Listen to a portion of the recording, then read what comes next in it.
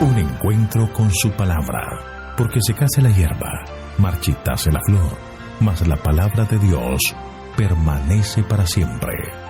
Con ustedes, el doctor José Ricardo Arias Quintero.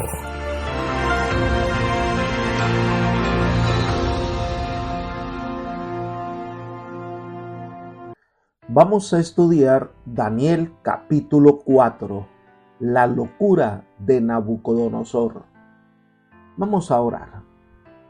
Eterno y bondadoso Dios, te agradecemos, Padre, por todos los cuidados que nos has otorgado. Gracias, Señor, por este día que nos regalas. Esperamos contar con tu dirección, bendición. Y en este momento, Señor, queremos pedirte que la presencia de tu Espíritu esté con nosotros, que al abrir la Escritura, el Santo Consolador pueda ayudarnos a entender más y más de tu palabra. Perdónanos, Señor, y acompáñanos, pues lo pedimos en el nombre de Jesús. Amén. Al estudiar este capítulo 4 de Daniel, debemos tener en mente que Dios quiere salvar a todos los seres humanos. Él es el soberano de toda la tierra y de todos los pueblos. En los primeros capítulos de Daniel vemos la manera en que el conocimiento del verdadero Dios le llega a Nabucodonosor. Primero se ve que hay unos jóvenes hebreos en los que se manifiesta una sabiduría especial que es superior a todos los sabios de Babilonia y que indiscutiblemente son guiados por un Dios superior. Posteriormente el sueño de la imagen, en donde claramente se revela al rey y le muestra sus planes. Nabucodonosor tiene una vislumbre de un Dios superior a todo lo que él conocía. Sin embargo, fue en la liberación de los jóvenes hebreos donde se evidencia el poder y la majestad del Dios de los hebreos. El capítulo 4 de Daniel nos habla de la conversión total de Nabucodonosor al Dios del cielo, y ese era el objetivo de Dios al manifestarse a este rey, y la conclusión de la historia se resume en estas palabras: el que fuera una vez un orgulloso monarca había llegado a ser humilde hijo de Dios. Libro Profetas y Reyes, página 382. La gracia del Señor obró y salvó a este rey, y es lo que Dios quiere hacer con cada uno de nosotros. El capítulo comienza como un edicto en donde se eleva una doxología al Dios del cielo. Leamos los versículos 1 al 3. Nabucodonosor, rey, a todos los pueblos, naciones y lenguas que moran en toda la tierra, paz os sea multiplicada. Conviene que yo declare las señales y milagros que el Dios Altísimo ha hecho conmigo. Cuán grandes son sus señales y cuán potentes sus maravillas. Su reino, reino sempiterno, su señorío de generación en generación. La narración de los acontecimientos de este capítulo se registran en forma de una proclama real. Algunos eruditos lo consideran como un edicto históricamente absurdo y dudan que un rey pudiese presentar un edicto a manera de narración en donde se proclama que ahora es siervo del Dios Altísimo. Consideran que no se puede encontrar otro caso tal de conversiones y que sean públicamente anunciadas. Pero los argumentos basados en el silencio nunca son definitivos. Por eso se debe considerar que no es el único rey que ha cambiado de Dios ni de religión en los anales de la historia antigua. Y por otra parte, un hecho que no se puede divisar en arqueología, pues no significa que no ocurrió. Hay muchos acontecimientos, como la conquista de Tiro, del cual no hay duda de su historicidad, pero de la que no hay evidencia arqueológica. Por otra parte, las crónicas de Babilonia, documentos arqueológicos reconocidos, solo narran los primeros 11 años de los 42 de la vida de Nabucodonosor como monarca de Babilonia. Así que hay muchas cosas de la vida de Nabucodonosor que no están registradas en estos descubrimientos, y el conocimiento de su reinado es fragmentado. Por otra parte, el edicto del rey refleja los sentimientos del rey cuando habían sido completamente restablecidas sus facultades mentales.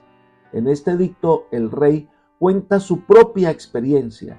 Es un testimonio de su conversión al Dios Altísimo, a quien reconoce en el versículo 3 diciendo: cuán grandes son sus señales y cuán potentes sus maravillas. Su reino sempiterno, su señorío de generación en generación. El rey acepta a Dios como el supremo soberano, el que tiene el control de la historia. No hay otro como él y a él se somete. Entonces viene el centro de la narración, el segundo sueño de Nabucodonosor, sección que va del versículo 4 hasta el 18. Varios elementos que debemos considerar de esta narración. Versículo 4. Yo, Nabucodonosor, estaba tranquilo en mi casa floreciente en mi palacio. Esto nos ubica en la segunda parte del reinado de Nabucodonosor, cuando los enemigos habían sido conquistados, las fronteras plenamente afianzadas y sin rivales de consideración en su camino. Entonces el rey se dedicó a la reconstrucción y embellecimiento de la capital. En ese momento en particular de su reinado floreciente, Dios le envió otro sueño, versículos 5 al 7. Tuve un sueño que me espantó. Tendido en la cama, las imaginaciones y visiones de mi cabeza me turbaron. Por esto mandé que vinieran ante mí todos los sabios de Babilonia para que me dieran la interpretación del sueño. Y vinieron magos, astrólogos, caldeos y adivinos, y les conté el sueño, pero no me pudieron dar su interpretación. Nuevamente el Señor usa un medio para impresionar la mente del rey. Este iba también a ser un suceso inesperado y repentino. La diferencia con el primer sueño es que recordaba claramente lo que había soñado, y por lo que podía presagiar de su significado, no era nada bueno. Él vuelve a llamar a los sabios de Babilonia y les narró el sueño, pero no pudieron dar su interpretación. El sueño era explícito y claro. ¿Por qué no pudieron dar la interpretación? A lo mejor ellos también presagiaban malas noticias para el rey, y ellos estaban acostumbrados a dar elogios al rey, no malas noticias, y de alguna manera no pudieron dar una respuesta clara al rey. Elena de White nos ofrece la siguiente explicación. Muy perturbado por el sueño, que era evidentemente una predicción de cosas adversas, el rey lo relató a los magos, astrólogos, caldeos y adivinos. Pero aunque el sueño era muy explícito, ninguno de los sabios pudo interpretarlo. Libro Profetas y Reyes, página 379. Nuevamente se revela la incapacidad de la sabiduría humana en dar respuestas a los asuntos trascendentales de la vida. Nuevamente, al ver la impotencia de los sabios de dar una respuesta satisfactoria, llamaron a Daniel, versículos 8 y 9. Hasta que entró ante mí Daniel, cuyo nombre es Belsasar, como el nombre de mi Dios, y en quien mora el espíritu de los dioses santos. Conté delante de él el sueño diciendo: Belsasar, jefe de los magos, ya que he entendido que hay en ti espíritu de los dioses santos y que ningún misterio se te esconde, declárame las visiones de mi sueño que he visto y su interpretación. Es interesante que en este edicto se presenta a Daniel primero por su nombre judío, por el cual es conocido entre sus compatriotas, y después se dice Belsasar, nombre dado en la corte babilónica en honor al principal dios de Nabucodonosor. Hay dos asuntos de esta presentación. Primero, la frase en quien mora el espíritu de los dioses santos.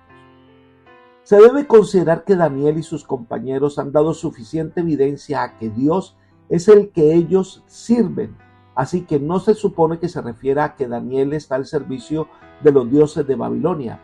El término que Daniel lo guía es el espíritu del único Dios.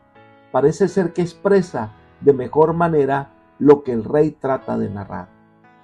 En segundo lugar, el versículo 9 presenta a Daniel como Belsasar, jefe de los magos. Recordemos que es un equivalente a Daniel 2:48. Entonces el rey engrandeció a Daniel y le dio honores y grandes dones y le hizo gobernador de toda la provincia de Babilonia y jefe supremo de todos los sabios de Babilonia. Ahora, si era el jefe de todos los sabios, ¿por qué el rey no lo hizo llamar en un comienzo? porque a lo mejor esperaba que los sabios de su nación pudiesen resolver el problema. Y también para destacar que la sabiduría humana no es suficiente para conocer los misterios de Dios. Por eso el rey reconoce que en él mora el Espíritu de Dios y por eso tiene la sabiduría necesaria para resolver este misterio. Sigamos con Daniel capítulo 4, versículos 10 al 12, donde se narra la visión. Estas fueron las visiones de mi cabeza mientras estaba en mi cama. Me parecía ver en medio de la tierra un árbol cuya altura era grande. Crecía este árbol y se hacía fuerte y su copa llegaba hasta el cielo y se alcanzaba a ver desde todos los confines de la tierra.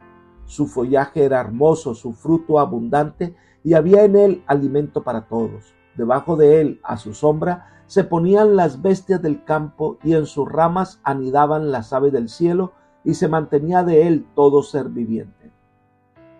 El rey ve un árbol grande y asombroso. Creció tanto que se hizo visible a todo el mundo, que todos los animales podían encontrar sombra y todas las aves encontraban refugio y alimento. Se refiere a las naciones de la tierra. La sabiduría divina a menudo usa parábolas y figuras como medios para la transmisión de verdades. Este método impresiona y los símbolos ayudan a la persona a recordar tanto el mensaje como su importancia durante más tiempo que si el mensaje hubiese sido comunicado de otra manera.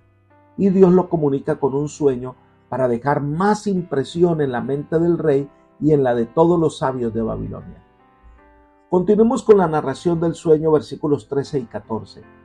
Vi en las visiones de mi cabeza mientras estaba en mi cama que un vigilante y santo descendía del cielo, clamaba fuertemente y decía: derribad el árbol y cortad sus ramas, quitadle el follaje y dispersad su fruto, váyanse las bestias que están debajo de él y las aves de sus ramas. Entonces viene la sentencia dada por un vigilante y santo, representación de un ser celestial con autoridad que ejecuta las órdenes del soberano cuyas decisiones son inapelables. La orden era que el árbol grande y frondoso sea derribado, cortado su follaje y espantado a todos los animales. Pero además de cortar el árbol, no se iba a derribar de raíz. Versículo 15.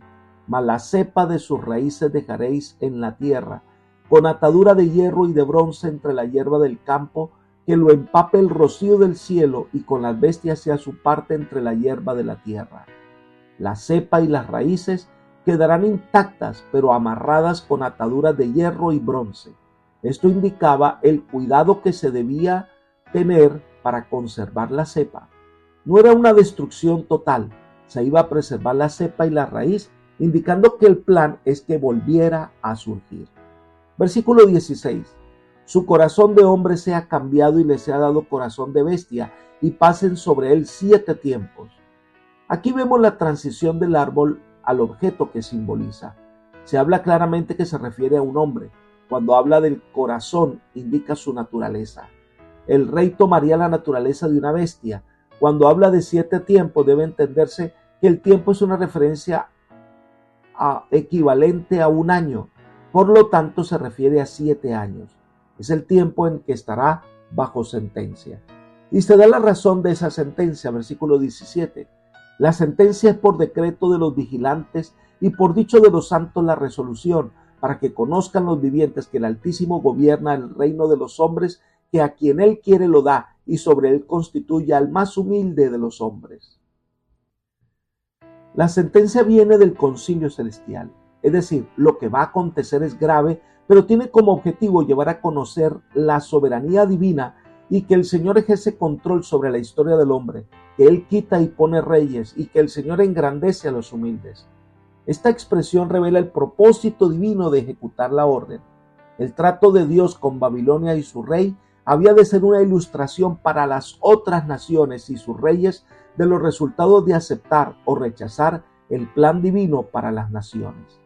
Elena de White comenta: el complicado juego de los acontecimientos humanos se halla bajo el control divino. En medio de las disensiones y el tumulto de las naciones, el que está sentado más arriba que los querubines sigue guiando los asuntos de esta tierra. Libro Profetas y Reyes, página 393. Dios está al control.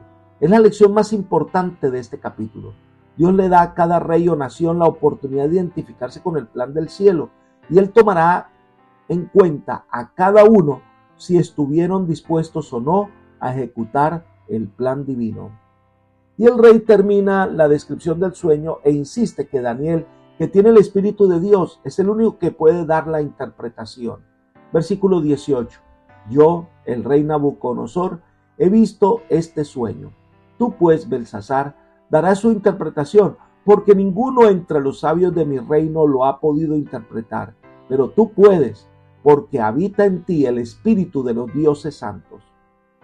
El reconocimiento nuevamente de la sabiduría superior que acompaña al siervo del Dios Altísimo, esto no tiene comparación con los sabios de su nación. La segunda sección de este capítulo es la interpretación del sueño que Daniel da y escrito ahora por parte de Nabucodonosor en los versículos 19 al 27. Y aquí hay varios puntos a considerar. Número 1, Daniel comprendió el significado del sueño y hubo un momento de silencio para poder expresar esa noticia de manera que el rey lo entendiera. Versículo 19. Entonces Daniel, cuyo nombre es Belsasar, quedó atónito casi una hora y sus pensamientos lo turbaban. Daniel, habiendo comprendido inmediatamente el sueño y sus consecuencias, debía haberse sentido muy turbado por la responsabilidad de revelar su terrible significado al rey. No era costumbre dar malas noticias al rey. El siguiente comentario nos ayuda a entender la tensión del momento. El profeta comprendía que Dios le imponía el deber de revelar a Nabucodonosor el castigo que iba a caer sobre él por causa de su orgullo y arrogancia. Daniel debía interpretar el sueño en un lenguaje que el rey pudiese comprender, y aunque su terrible significado le había hecho vacilar en un mudo asombro, sabía que debía declarar la verdad, cualesquiera fuesen las consecuencias para sí. Libro Profetas y Reyes, página 379. Tanta tensión había en el ambiente que el rey le dijo, en la última parte del versículo 19, Belsasar, no te turben ni el pensamiento ni su interpretación. El rey vio claramente la consternación que se reflejaba en el rostro de Daniel. Por la naturaleza del sueño difícilmente podía haber esperado oír algo agradable. Sin embargo, animó a su fiel cortesano para que le presentara toda la verdad sin temor de incurrir en el desagrado real, ya que necesitaba conocer lo que iba a ocurrir. Daniel comienza con unas palabras de cortesía que denotaban un profundo afecto por el rey. A pesar de haber destruido Jerusalén y lo había traído cautivo, no guardaba en su mente ningún sentimiento de venganza o de malicia contra el rey. La última parte del versículo 19 dice, Belsasar respondió y dijo, Señor mío, el sueño sea para tus enemigos y su interpretación para los que mal te quieren. Sus palabras testifican que sentía gran lealtad personal para con el rey, lo que quizás contrastaba con muchos judíos de su época. Era una expresión de amabilidad y desear que los males no vengan al rey sino a sus enemigos. El árbol frondoso que creció mucho y era visto por todos y además era refugio de muchos animales. Veamos los versículos 20 al 22. El árbol que viste que crecía y se hacía fuerte, cuya copa llegaba hasta el cielo y que se veía desde allí todos los confines de la tierra, cuyo follaje era hermoso y su fruto abundante, en el que había alimento para todos, debajo del cual vivían las bestias del campo y en cuyas ramas anidaban las aves del cielo, tú mismo eres, oh rey, que creciste y te hiciste fuerte, pues creció tu grandeza y ha llegado hasta el cielo, y tu dominio hasta los confines de la tierra. Sin dilatar mucho y crear más suspenso, Daniel le anunció lisa y llanamente lo que al parecer el rey sospechaba, que el árbol representaba a Nabucodonosor. Decir que su dominio llega hasta el cielo es una expresión que era común en la corte de ese lugar y de ese tiempo, y se parece mucho a las expresiones de ese jactancioso rey.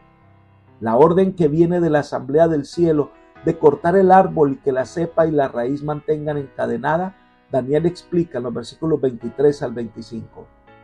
En cuanto a lo que vio el rey, un vigilante y santo que descendía del cielo y decía, cortad el árbol y destruidlo, mas la cepa de sus raíces dejaréis en tierra con atadura de hierro y de bronce en la hierba del campo, que lo empape el rocío del cielo, y con las bestias del campo sea su parte hasta que pasen sobre él 7 tiempos.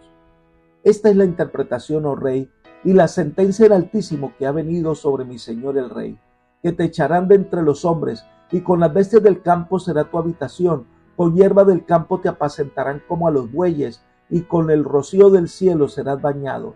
7 tiempos pasarán sobre ti, hasta que conozcas que el Altísimo tiene dominio en el reino de los hombres y que lo da a quien él quiere. Sería un castigo directo de Dios en el cual el rey tendría que vivir como una bestia del campo y perdería la razón por 7 tiempos, que es lo mismo que 7 años. No se indica la razón de tal expulsión, pero lo que sí podemos decir es que este castigo era la de demencia, no solo para las observaciones generales de este versículo que describe su futuro, sino también por la declaración de que su razón le fue devuelta. El dejar la cepa y las raíces significa que el rey no iba a perder su reinado. Versículo 26. Y en cuanto a la orden de dejar en la tierra la cepa de las raíces del mismo árbol, significa que tu reino te quedará firme, después que reconozcas que el cielo es el que gobierna.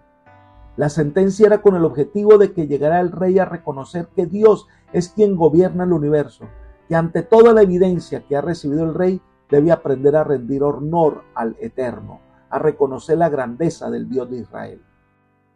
Y termina la interpretación con una apelación de parte de Daniel, versículo 27.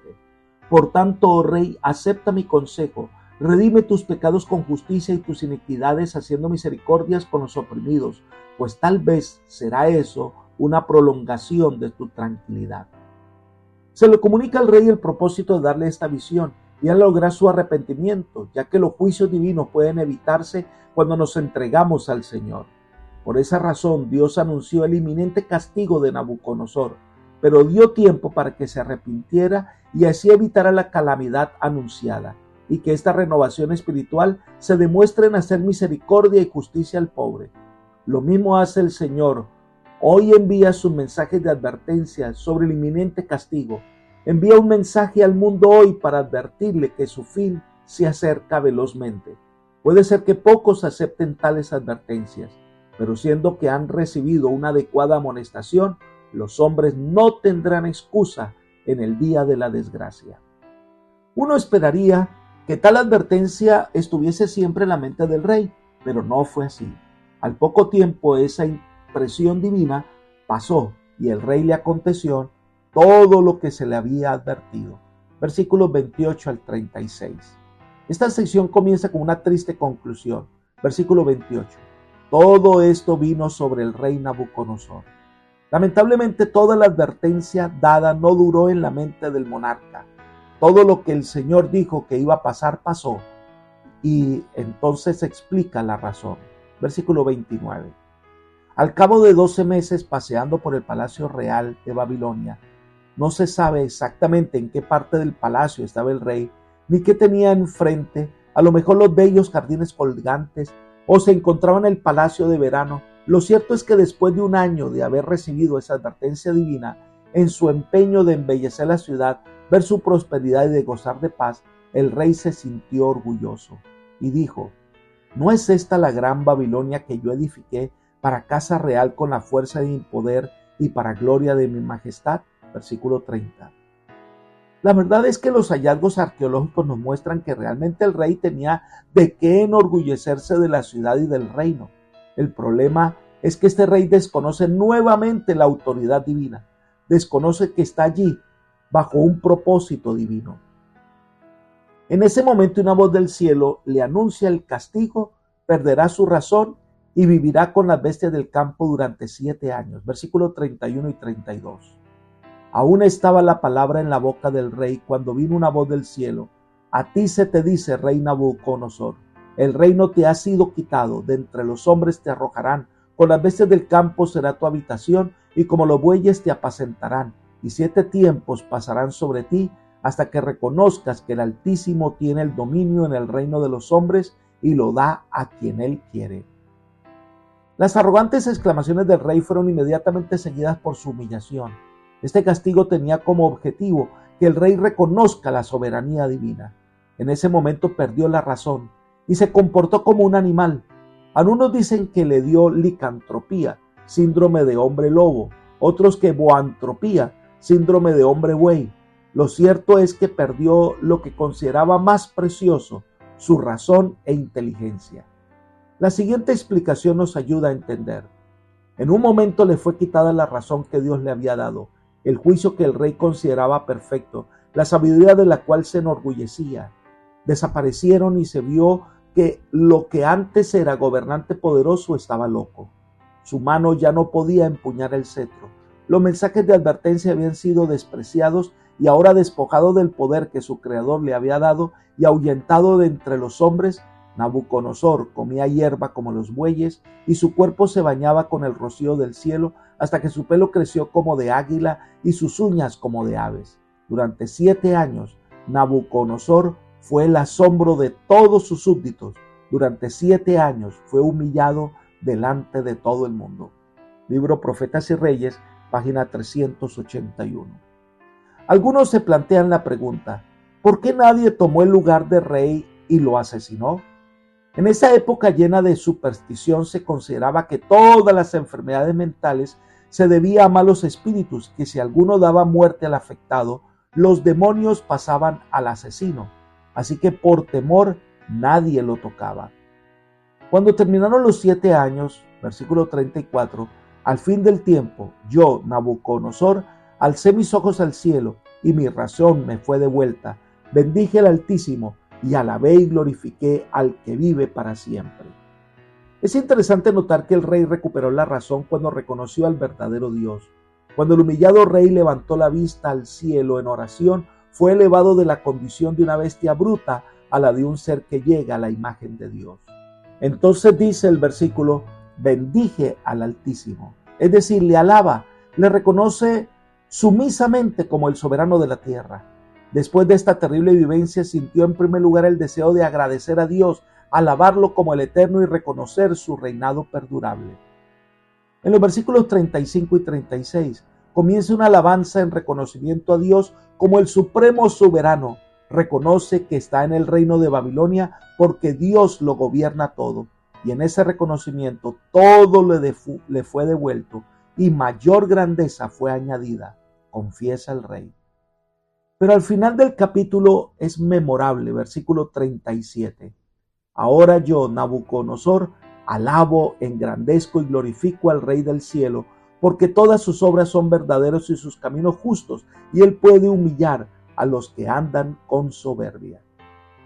Son las últimas palabras que la Biblia registra de Nabucodonosor, un hombre totalmente convertido, un hombre que por medio de esa prueba reconoce que el hombre no es nada ante Dios, que todo lo que tiene, que todo lo que es, que todo, absolutamente todo, se lo debe al Señor y se entrega al Rey eterno. Nabucodonosor fue ganado para el reino de Dios. Ellen G. White dice, bajo la reprensión de aquel que es Rey de reyes y Señor de señores, Nabucodonosor había aprendido por fin la lección que necesita aprender todos los gobernantes, a saber que la verdadera grandeza consiste en ser verdaderamente buenos. Reconoció a Jehová como el Dios viviente. Estaba ahora cumplido el propósito de Dios, de que el mayor reino del mundo manifestase sus alabanzas. La proclamación pública en la cual Nabucodonosor reconoció la misericordia, la bondad y la autoridad de Dios fue el último acto de su vida que registra la historia sagrada. Libro Profetas y Reyes, página 383. Apreciado amigo y hermano, cada uno de nosotros el Señor nos da la oportunidad para conocer su amor y su poder y rendirnos a su dirección. La decisión más importante que podemos tomar es someternos a la autoridad divina y cumplir su propósito. Miren el siguiente consejo. Dios ha asignado un lugar en su plan a toda nación y a todo individuo en la actualidad. Hoy los hombres y las naciones son medios por la plomada que sostiene aquel que no se equivoca. Todos deciden su destino por su propia resolución y Dios dirige todo para que se cumplan sus propósitos.